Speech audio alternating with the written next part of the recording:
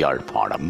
நைனாதீவு 5ஆம் வட்டாரத்தை பிறப்பிடமாகவும் வவுனியா ரம்பைக்குளத்தில் வசித்தவரும் தற்போது கனடாவில் வசித்து வந்தவருமாகிய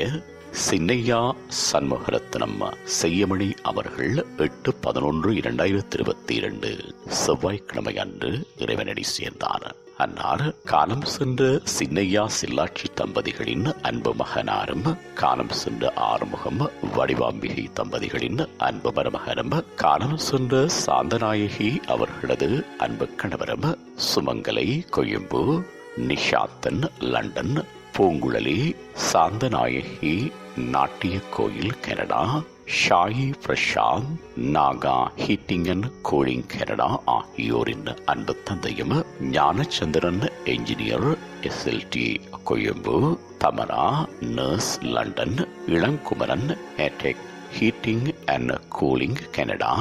நிவேதா டேட்டா ஃபில்லிங் கனடா ஆகியோரின் அன்பு மாமனாரும், சாருகேஷி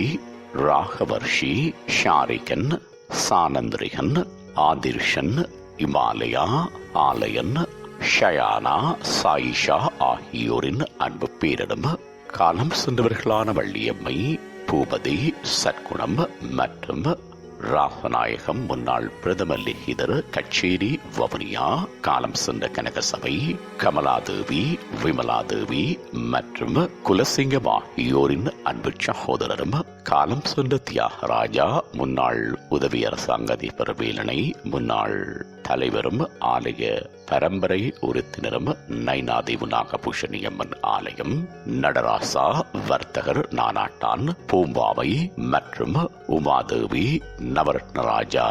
செயலாளர் கோவில்குளம் அகிலாண்டேஸ்வரர் ஆலயம், தலைவர் அருளகம் சிவன் முதியோர் இல்லம் வவுனியா, காலம் சென்ற வாகீஸ்வரன் பாபா வீடியோ கனடா, உமாதேவன் தலைவர் கோவில்குளம் அகிலாண்டேஸ்வரர் ஆலயம் வவுனியா, அஸ்தநாயகி சுவாதிநாயகி ஆசிரியை வவுனியா மகாவித்தியாலயம் ஆகியோரது அன்பு வைத்துணரும் ஆவார். அன்னாரது புதவிடல் பார்வைக்காக எதிர்வரும் 13/11/2022 ஞாயிற்றுக்கிழமை அன்று பிற்பகல் 5 மணி தொடக்கம் 9 மணி வரைக்கும், பின்னர் திங்கட்கிழமை 12:30 மணி தொடக்கம் 1:30 மணி வரைக்கும் பார்வைக்காக வைக்கப்பட்டு இறுதிக்கிரியைகள் நடைபெறும் என்பதனை உற்றார் உறவினர் நண்பர்கள் அனைவருக்கும் அறியத் தருகின்றோம். தகவல் குடும்பத்தினர் தொடர்புகளுக்கு இளங்குமரன் 64142228 பூங்குழலி 76254426, பிரசாந்த் 63154203, நிஷாந்தன் 7590908756, சுமங்கலை 71479225.